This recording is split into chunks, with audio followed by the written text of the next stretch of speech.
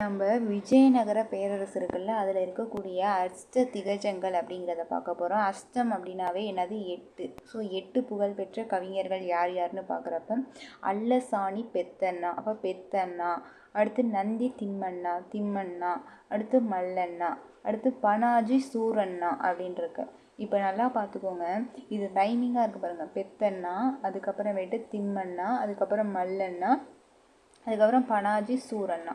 So இது 4 நமக்கு ரைமிங்காக இருக்குது. ஸோ மற்றது எப்படி தென்னாலிராமன் அப்படிங்கிறவங்க தான் விஜயநகரத்தில் ரொம்ப ஃபேமஸ் ஆனவங்க. ஸோ அது நமக்கு தெரியும்.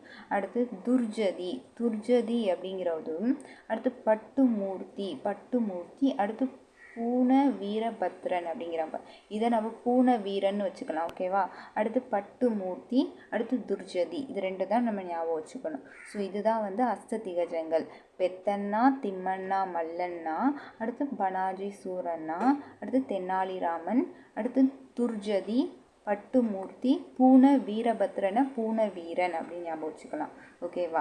அடுத்தது பார்த்திங்கன்னா இது பார்த்திங்கன்னா ஆகாய நீல நிறத்தில் இருக்கக்கூடிய ஒரு ரத்தன கல் இருக்குல்ல, அதை வச்சு என்ன பண்ணியிருக்காங்கன்னா அது ஒரு அரியணை செஞ்சுருக்காங்க. பாரசீக அரசர்களின் ஒரு சிம்மாசனமாக அந்த அரியணை இருந்துச்சு அப்படின்னு சொல்லி ஃபிர்தௌசி ஷா நாமா அப்படிங்கிற புக்கில் எழுதியிருக்காரு. ஓகேவா?